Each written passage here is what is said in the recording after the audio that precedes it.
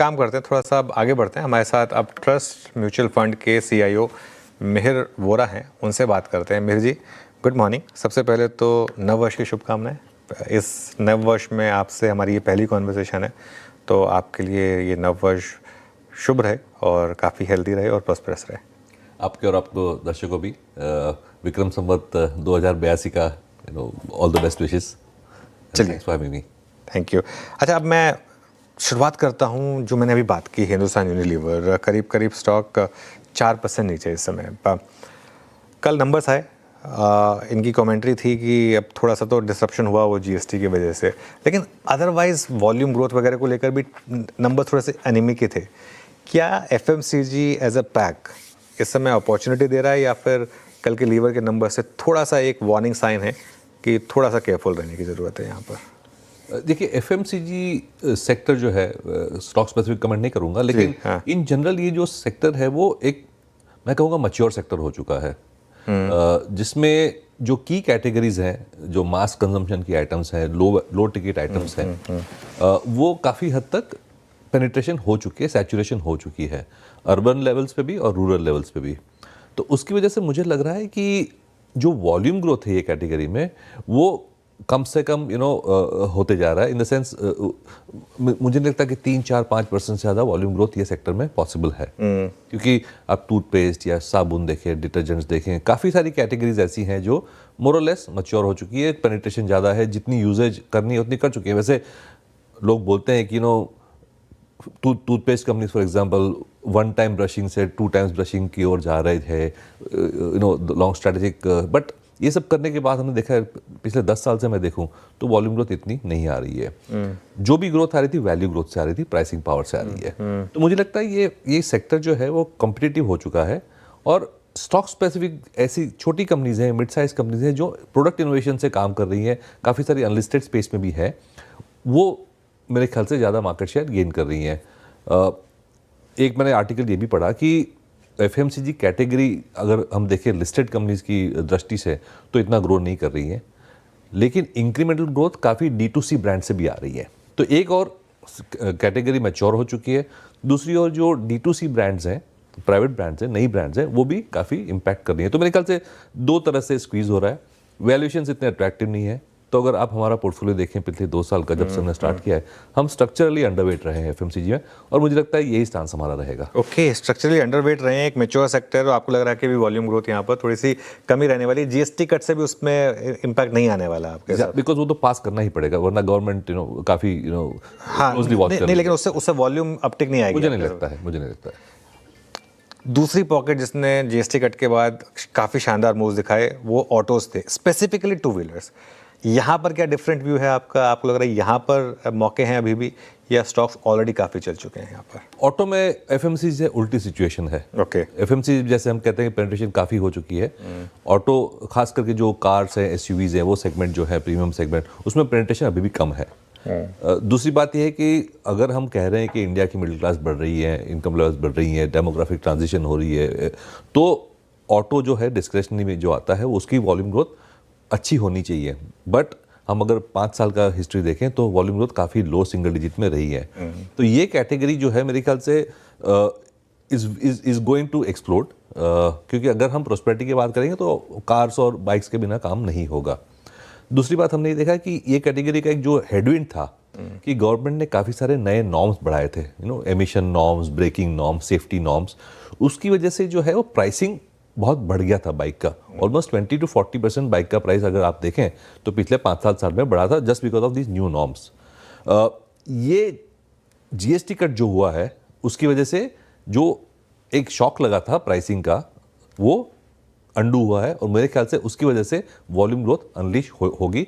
वैसे एक हमने झटका तो देखा ही है, बहुत अच्छी रिस्पांस आई है दिवाली सीजन में after the GST cuts, but मुझे लगता है कि बिकॉज ऑफ द कट्स एक स्ट्रक्चरल वॉल्यूम ग्रोथ स्टोरी बन सकती है कार्स में भी और 2 व्हीलर्स में भी। पीरू? मिहिर जी नमस्कार, वीरेंद्र बोल रहा हूँ। बैंक्स पे आपका टेक एंड स्पेशली इस डिफरेंट अंदाज पे, I mean ICICI bank, HDFC bank चले लेकिन डिलीवर नहीं कर पाए।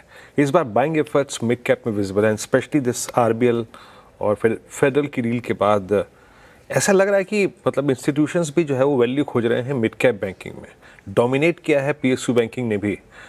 आपका टेक बैंकिंग के इस डिफरेंट थोड़े से बिहेवियर पर और मिड कैप्स में आपका बैंक्स पर टेक क्या है इस पर?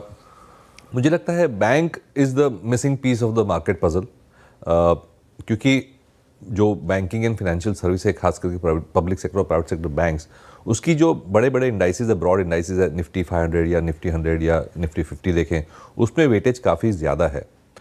अगर हम ये कह रहे हैं कि second half of the economy better रहेगा, रिकवरी देख रहे हैं कंजम्पशन की, इन्वेस्टमेंट्स की, प्राइवेट सेक्टर इन्वेस्टमेंट्स की भी, तो मुझे नहीं लगता ये बैंकिंग क्रेडिट ग्रोथ के बिना हो पाएगा। और अभी तक हमने देखा है कि बैंकिंग क्रेडिट ग्रोथ काफ़ी वीक रही है। तो बैंक में एक ऐसी सिचुएशन है, मार्केट पॉइंट ऑफ व्यू से अगर देखें, कि वैल्यूएशंस रीजनेबल हैं, एनपीएज कैपिटल एडिक्वेसी बहुत अच्छी तरह से मैनेज किए हुए हैं, लास्ट 4-5 साल में काफ़ी क्लीन अप हुई है, लेवरेज कम है, और एक मिसिंग पीस है सिर्फ क्रेडिट ग्रोथ और मार्जिन्स का। मार्जिन्स हमने देखा है कि जब आरबीआई रेट कट करती है, जैसे पिछले 6 महीने में किया है, तो एक इनिशियल जो होता है वो थोड़ी प्रेशर आती है, क्योंकि बैंक्स की जो लोन्स होती है उसकी रिप्राइसिंग तुरंत हो जाती है, उसकी रेट घटती है, लेकिन डिपॉजिट की रिप्राइसिंग थोड़ी देर से होती है, वो अब होगी। तो मेरे ख्याल से एक आध क्वार्टर और है जहाँ पे मार्जिन का थोड़ा प्रेशर दिखेगा, बट ये स्ट्रक्चरल इशू नहीं है, ये एक सिक्लिकल इशू है। मेरे ख्याल से मार्केट इसको लुक थ्रू कर देगी। तो अगर मार्जिन्स की इशू नहीं है तो only issue remains is that of credit growth, और हम कह रहे हैं कि सेकंड हाफ बेटर रहेगा, प्राइवेट सेक्टर इन्वेस्टमेंट भी अच्छा करेगा, रियल एस्टेट भी अच्छा करेगा, अच्छा गवर्नमेंट स्पेंडिंग तो वैसे भी हो रही है। तो मेरे ख्याल से बैंकिंग जो है ग्रोथ एंड वैल्यूएशन की इक्वेशन में एक बहुत अच्छी अपॉर्चुनिटी दे रही है। मैं कहूँगा private sector bank, public sector bank दोनों इक्वली अट्रैक्टिव है। अभी तक क्या हुआ था, फाइनेंशियल सर्विस की जो बास्केट है उसमें जो मैं कहूँगा हैवी लिफ्टिंग करी थी एनबीएफसीज ने और कैपिटल मार्केट वाले प्लेज में, ये तो अपना परफॉर्मेंस दिखाते रहेंगे, but banks also now will start contributing, that is our hope. अच्छा मेहर जी, आप रियल स्टेट को लेकर थोड़ा चिंतित नहीं है क्या? मैं रियल स्टेट में इनफैक्ट एक रिपोर्ट पढ़ रहा था जिसमें वो कह रहे थे कि लो कॉस्ट हाउसिंग का और मिड इनकम वर्ग जिस हाउसिंग पे फोकस करता है उसका जो शेयर है वो लगातार घट रहा है। सारी कंपनियां प्रीमियम प्रोजेक्ट्स पे फोकस कर रही हैं, सिर्फ प्रीमियम्स के आधार पर। सिर्फ अगर आप प्रीमियम में ही ग्रोथ करेंगे तो क्या वॉल्यूम गेम आप डिलीवर कर पाएंगे? आपको ये थोड़ा सा इस प्राइसिंग पर डिमांड कम हो रही है, स्पेशली अगर आप दिल्ली एनसीआर की मार्केट को देखें, थोड़ी सी डिग्रोथ भी रही है, यहाँ पे डिमांड थोड़ी सी कम हुई है, मेरे ख्याल से 12-15% का टिक था वो। आप थोड़े चिंतित हैं रियल एस्टेट को लेकर?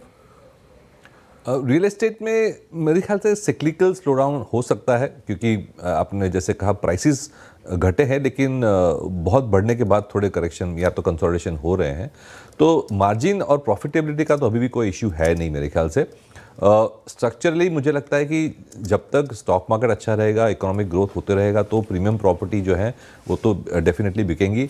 प्राइस शायद ओवरशॉट हो चुका है तो कंसोलिडेट होने की ज़रूरत है, बट मुझे जो लिस्टेड प्लेयर्स हैं जो टिपिकली प्रीमियम लेवल्स में, प्रीमियम सेगमेंट्स में फोकस कर रहे हैं, उसमें ज़्यादा कोई इशू लग नहीं रहा।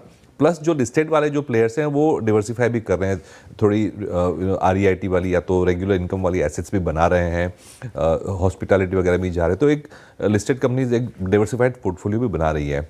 जो लो कॉस्ट हाउसिंग वाले सेगमेंट है वो शायद आईटी स्लोडाउन या तो उस तरह की जो इम्पैक्ट होती है वहाँ पे उसकी वजह से फ्रॉम टाइम टू टाइम एक स्लोडाउन दिखा सकती है।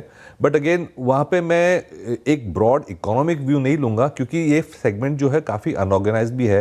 तो ऐसा ज़रूरी नहीं है कि जो listed low cost housing players है वहाँ वो एक बहुत बड़ा इंडिकेटर है, क्योंकि अगर हम जीडीपी के नंबर्स देखें तो house hold physical asset creation तो अभी भी काफ़ी स्ट्रॉन्ग रहा है FY 23-24 में, FY 24-25 में भी। और हाउस होल्ड जो एसेट क्रिएशन होता है वो टिपिकली रेसिडेंशियल हाउसिंग का ही पार्ट होता है। तो मुझे नहीं लगता कि रेसिडेंशियल हाउसिंग में ऐसी कोई स्लोडाउन है। सेगमेंट बाय सेगमेंट मेरे ख्याल से जो प्लस माइनस है वो हम एक्सट्रापोलेट नहीं कर सकते। लो कॉस्ट हाउसिंग में लिस्टेड प्लेयर्स को मुझे नहीं लगता इतना प्रॉब्लम होना चाहिए। ओके, बिल्कुल। अच्छा, बैंकों की बात हो गई, अब मैं आपसे एक और टॉपिक की बात करना चाहूँगा। कल इन्फोसिस का शेयर चला, बायबैक में प्रोमोटर्स पार्टिसिपेट नहीं करें। अगेन स्टॉक स्पेसिफिक खैर आप चर्चा नहीं करेंगे, लेकिन लार्ज कैप आईटी को आप अप्रोच कैसे करेंगे? क्योंकि टीसीएस के नंबर्स आए, उन्होंने कहा कि हम एआई में अपने आप को ट्रांसफॉर्म करेंगे, लेकिन मार्केट बिल्कुल कन्विंस नहीं था। इन्फोसिस का इतना बड़ा बायबैक अनाउंस हुआ, फिर भी मार्केट कन्विंस था। कल स्टॉक्स चले क्योंकि वो डोनाल्ड ट्रंप की शायद स्टेटमेंट का थोड़ा सा पॉजिटिव रब ऑफ रहा हो, लेकिन लार्ज कैप आईटी ने लार्जली काफ़ी अंडर परफॉर्म किया है। क्या ये साल थोड़ा सा टर्न अराउंड का साल रह सकता है? मुझे नहीं लगता है कि लार्ज कैप आईटी से जो करंट बिजनेस मॉडल है उसके बेसिस पर बहुत अच्छा परफॉर्मेंस दिखा सकती है as far as growth is concern, क्योंकि हमने देखा है काफ़ी सालों से ये सिंगल डिजिट ग्रोथ पे चल रही हैं। कोविड के 2-3 साल थे वहाँ पे बिकॉज ऑफ एक्स्ट्रा स्पेंडिंग एक अच्छी स्पर्ट निकली थी 2-2.5 साल की, लेकिन we have come back to single digit kind of growth है। तो मुझे लगता है कि जो सिंपल एप्लीकेशन सर्विसेज डिलीवरी वाले जो मॉडल हैं उसमें दो तरह के हेडविंड्स है। एक तो ये मॉडल कमोडिटाइज मॉडल है, तो उसमें कोई प्राइसिंग पावर तो होती नहीं है, ये वॉल्यूम गेम बनते जा रहा है। प्लस जो बड़ी बड़ी कंपनीज हैं वो अपने खुद के जीसीसीज ग्लोबल कॉम्पिटेंसी सेंटर्स खोल रहे हैं। तो एक तो जो बड़ी कंपनीज हैं वो इतने स्केल कर चुकी हैं कि वो अपना खुद का काम कर रहे हैं, खुद के सेंटर्स बना रहे हैं, और दूसरा जो बिजनेस है वो कमोडिटाइज बिजनेस है। तो अनलेस हम कोई प्रोडक्ट इनोवेशन या R&D में ज़्यादा स्पेंड करके नॉन लीनियर ग्रोथ की ओर जाएंगे, ये जो हार्डकोर कोडिंग वाला जो बिजनेस है, हम कहते हैं कंसल्टेंसी करते हैं वगैरह, लेकिन मार्जिन में दिखना चाहिए, वो दिख नहीं रहा है नो। तो मेरे ख्याल से ये लार्ज कंपनीज जो हैं वो मेरे ख्याल से सिंगल डिजिट ग्रोथ है, और मुझे नहीं लगता कि इंडियन स्टॉक मार्केट में this will be the fastest growing segment. हाँ, आईटी कंपनीज में मिड कैप कंपनीज हैं, मिड कैप अच्छा करेंगे वो अच्छा करेंगी, बट वहाँ पे स्टॉक स्पेसिफिक, वहाँ प्रमोटर मैनेजमेंट की जो फायर इन द बेली वगैरह है वो उसमें जिन्होंने आउट परफॉर्म किया, आपको लग रहा है लार्जली वही आउट परफॉर्म कर सकते हैं, क्योंकि उनका एक तो सर्टन निश सेगमेंट्स में अच्छी ग्रिप है, और प्लस उनकी जो मोटिवेशन वगैरह है वो अभी भी बरकरार है in terms of higher growth. तो इस समय फिर आपका इस समय पॉजिटिव व्यू कहाँ पर है? कौन सी थीम आप इस साल बैक कर रहे हैं? एक तो हम हमेशा फिजिकल एसेट क्रिएशन में थीम में पॉजिटिव रहते हैं, उसमें कैपिटल गुड्स आ जाता है, पावर T&D, डिफेंस, कंस्ट्रक्शन वगैरह जो है। मुझे लगता है गवर्नमेंट स्पेंडिंग और गवर्नमेंट लिंक सेगमेंट्स में अभी भी मोमेंटम रहेगी, क्योंकि प्राइवेट सेक्टर कैपेक्स जब तक बहुत अच्छी तरह से मोमेंटम नहीं दिखाएगा, गवर्नमेंट सपोर्ट करना पड़ेगा, गवर्नमेंट को सपोर्ट करना पड़ेगा, और करती रहेगी मेरे ख्याल से। और ये साल भी हम देख रहे हैं कि गवर्नमेंट स्पेंडिंग अच्छी पिकअप हो रही है। तो physical asset creation including real estate में हम हमेशा पॉजिटिव रहते हैं। दूसरी जो कंजम्पशन की थीम है उसमें हमने वेटेज बढ़ाया है, क्योंकि अगेन बहुत क्लियर फोकस है गवर्नमेंट का कि जब तक इन्वेस्टमेंट साइकिल नहीं आता तो हमें कंजम्पशन से स्टिमुलेट करके इकोनॉमी को बढ़ाना है। तो ये एक सेगमेंट में हमने एक्सपोजर बढ़ाया है। हमने फार्मास्यूटिकल्स में टिपिकली बॉटम अप जो CDMO सेगमेंट से वहाँ पे हमारा व्यू अच्छा रहता है, and plus there are other themes like data centre etcetera, जहाँ पे हम हाई ग्रोथ सेगमेंट्स देखते हैं, और वहाँ पे हम इन्वेस्ट किया है। भैया जी, ये न्यू एज स्टॉक्स की जो कैटेगरी थी जिसमें बहुत सारे हमारे पास स्टॉक्स थे और डिफरेंट सेगमेंट से, आप look at eternal, Swiggy, quick commerce के, हमारे कुछ लॉजिस्टिक्स स्पेस के स्टॉक्स ने बहुत अच्छा किया, फॉर इंस्टेंस डिलीवरी।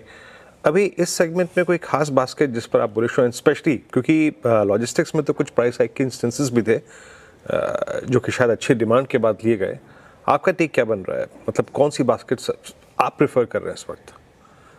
सो ये जो न्यू एज कंपनीज हैं उसमें हम स्टॉक बाय स्टॉक देखना ज़्यादा प्रेफर करते हैं, क्योंकि ऐसी कोई सेगमेंट नहीं है या सेगमेंट नहीं है। चलो डिलीवरी है तो 2 या 3 स्टॉक्स है उसमें, लॉजिस्टिक्स में जैसे कहा 1-2 स्टॉक्स हैं, बट ये जो है काफ़ी डिफरेंट बिजनेस मॉडल्स हैं। There are some D2C companies जो कॉस्मेटिक्स वगैरह ऑनलाइन सेल करती हैं, काफ़ी वेरी बिजनेस मॉडल्स है, और जो उनकी एड्रेसेबल मार्केट्स है, टैम जैसे बोलते हैं, टोटल एड्रेसेबल मार्केट है, उनके जो सेगमेंट्स हैं वो अलग है, बिजनेस मॉडल्स अलग हैं। तो एक मैं ब्रॉड ब्रश स्टेटमेंट नहीं देना चाहूँगा। हाँ, एक कॉमन थीम यही है कि ये बिजनेस मॉडल्स डिसरप्टिव हैं, ये बिजनेस मॉडल्स नए हैं, और ये बिजनेस मॉडल्स ट्वीक भी ऐसे हो रहे हैं कि उनकी जो टोटल एड्रेसेबल मार्केट है वो एडजेसेंट कैटेगरीज को इंक्लूड कर करके बढ़ती जा रही है। तो हम स्टॉक स्पेसिफिक देखते हैं कि भाई ये कंपनी की मैनेजमेंट और प्रमोटर जो करंट उनकी जो सेगमेंट्स है उसमें स्केल अप कर पा रहे हैं, उसमें डोमिनेंस कर पा रहे हैं कि नहीं, एंड प्लस उनके पास ऐसी सिनर्जीज या विजन है कि ये जो ग्रोथ रेट कंटिन्यू करते रहे। तो क्योंकि हमने ये देखा है कि एक बार एक कंपनी की एक कस्टमर बेस बन जाती है तो वो कस्टमर बेस को आप और काफ़ी सारी चीज़ें भी सेल या क्रॉस सेल कर सकते हो, और जो मैनेजमेंट्स ने एडजेसेंट कैटेगरीज या कस्टमर बेस को माइनिंग में अच्छा काम किया है वो मैनेजमेंट में अच्छा किया है, चाहे वो कंज्यूमर D2C में हो, चाहे वो लॉजिस्टिक्स में हो, चाहे वो फिनेंशियल सर्विसेज में हो, जैसे हमने देखा था 2-3 अच्छी ऑनलाइन कंपनीज फिनेंशियल सर्विसेज में भी है। तो इस बेसिक क्वेश्चन कि आप जो नेटवर्क इफेक्ट्स है कैसी मोड क्रिएट कर सकते हो अपने आप के लिए, और फिर वो एक बार कस्टमर बेस आ जाता है तो उसको कैसे माइन कर सकते हो। तो जो मैनेजमेंट की जो विजन हमें दिखती है वो स्टॉक स्पेसिफिक हम जाते हैं। हमारे पोर्टफोलियो में मैं कहूँगा 4 या 5 स्टॉक्स हैं टोटली इन डिफरेंट कैटेगरीज, ये theme in the new age companies. All right, चलिए पीर जी बहुत बहुत शुक्रिया आज हमारे साथ जुड़ने के लिए और ऑल द बेस्ट आपको इस नए साल के लिए।